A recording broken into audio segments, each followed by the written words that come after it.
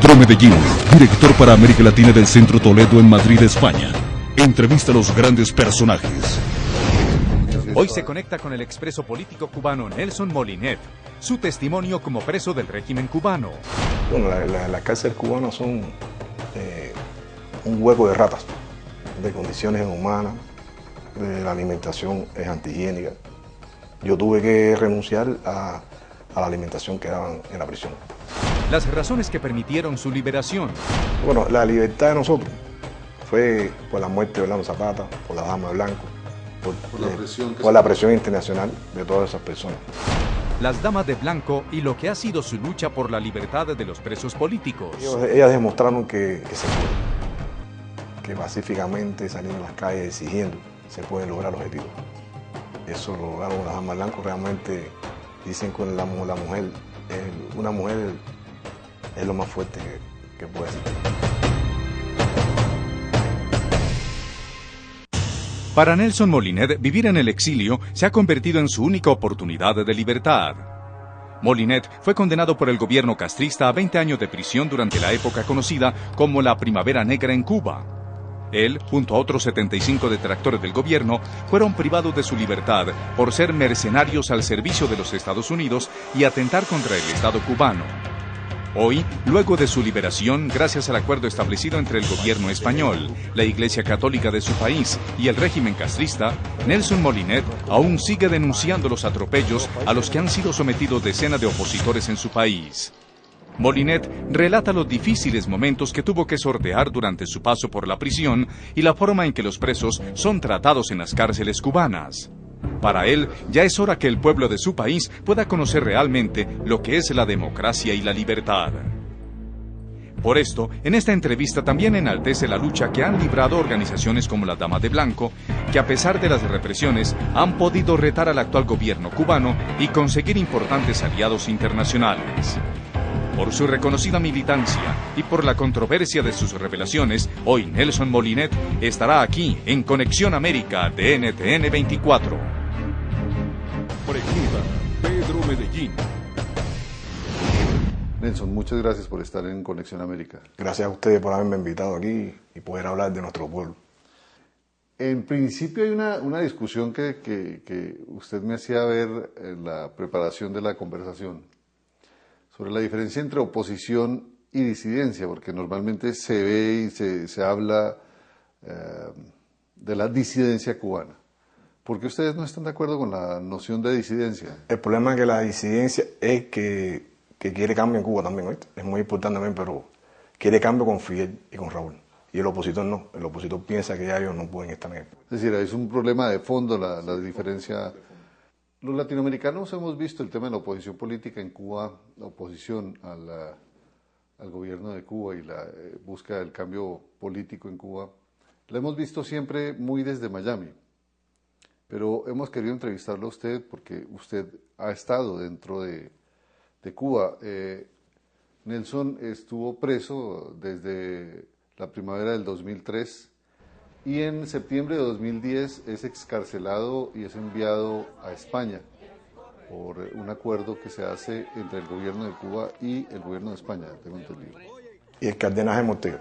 ¿Cómo es que usted entra a todo este proceso político y cómo llega a ser secretario general de una organización, sin duda, una de las más importantes organizaciones de oposición política en Cuba, la Confederación de Trabajadores Democráticos? ¿Cómo llega usted ahí? ¿Cómo se inicia en eso? Bueno, yo siempre pensé que el gobierno de Castro no tenía futuro y siempre tuve esa vista. Pero realmente en el 94 es cuando yo empiezo a ver que el pueblo quiere cambio, cuando cogieron las calles, en lo que se llamó el maleconazo. Cuando aquello la oposición no estaba bien organizada. De hecho, yo no pertenecía a la organización todavía. Sí. Pero sí pensé que el pueblo de Cuba quería y necesita cambio. Y cada día hay más hambre, más miseria, más violaciones de derechos humanos. Y por eso necesitamos un cambio en Cuba. Hay un proceso entonces en donde se produce un cambio significativo. Desde el enfrentamiento de la oposición política en Cuba es una oposición que se mueve muy duramente, presión internacional, bloqueo sobre el país, etcétera, pero con poca incidencia interna respecto a lo que pudiese ser el el régimen, buscaba más bien un ahogamiento del régimen por la vía exterior. Ustedes comienzan una nueva era en este momento de oposición política, y es la oposición desde adentro. ¿En qué consiste esa oposición política, Nelson? Esa oposición política es llevarle un mensaje al pueblo, desde la misma isla, llevarle un mensaje al pueblo que reconozcan sus derechos, de la Declaración Universal de Derechos Humanos, que no la conozcan, de lo que está ocurriendo hoy.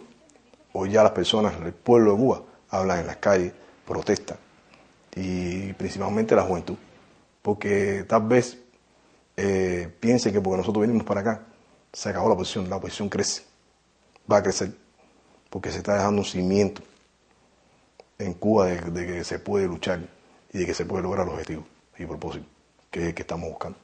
Usted es puesto preso y comienza una carrera difícil en las cárceles cubanas. ¿Cómo fue su vida en las cárceles cubanas? Bueno, las cárceles cubanas son un hueco de ratas, de condiciones inhumanas, de la alimentación es antihigiénica. Yo tuve que renunciar a la alimentación que daban en la prisión. Entonces me alimentaba de los recursos que me daba mi mamá. Yo llegué a la prisión con 210 libras y me puse en 160 libras. Claro, para mí fue mejor porque como era hipertenso, mejoré en la prisión, entonces hacía ejercicio. Pero eran condiciones infrahumanas. De hecho, en muchos hacinamientos, donde caben 30 personas, hay 100. Sí. ¿Era la prisión Kilo 8? Yo estuve en la prisión Kilo 8 y Kilo 5 de Pinar del Río. Okay. Pinar del Río. Pero existe una que es más mala, que se llama Tacotaco, que ahí fue donde llevaron a... ¿Y dónde queda? ¿También queda en Pinar del Río, pero es la más mala. Es como una... Eso está peor todavía. Eso está infrahumano, hombre. Fíjese ahí en las inspecciones, ahí no hay ni teléfono. Ahí no fue donde tuvieron a Zapata. Ya, Orlando Zapata, que después murió. Y lo torturaron en más de 10 o 20 ocasiones ahí. Torturado de darle golpes, de golpearlo brutalmente, dejándole secuelas en su cuerpo. Porque las personas dicen, Zapata murió de una huelga, no, Zapata estaba muriendo. Zapata tenía secuelas, tenía enfermedades que no lo dejaban dormir, no lo dejaban vivir. Porque fue la persona que más golpearon, que más brutalmente torturaron. Estamos con Nelson Molinet, secretario general de la Confederación de Trabajadores Democráticos de Cuba, opositor político al régimen de Fidel Castro. Ya regresamos en un momento en Conexión América. Estamos presentando Conexión a América por NTN 24.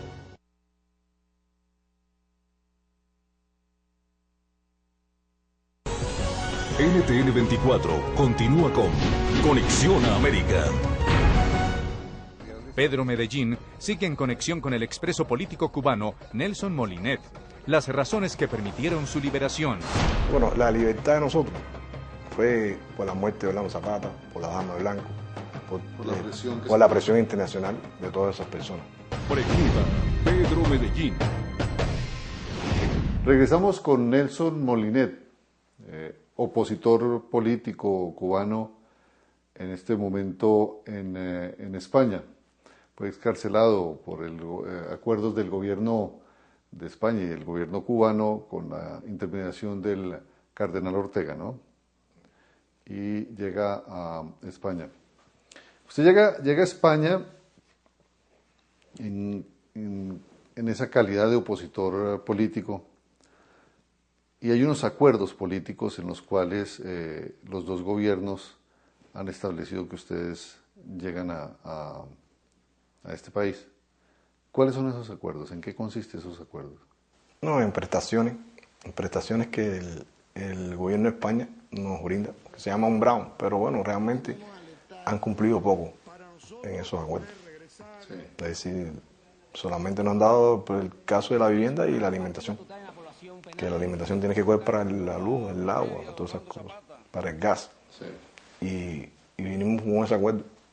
Realmente mis padres los tengo enfermos con Alzheimer y a mi mamá ahora la tengo ingresada en esa parte, sí no me han dado ayuda, que es la más importante. Sí.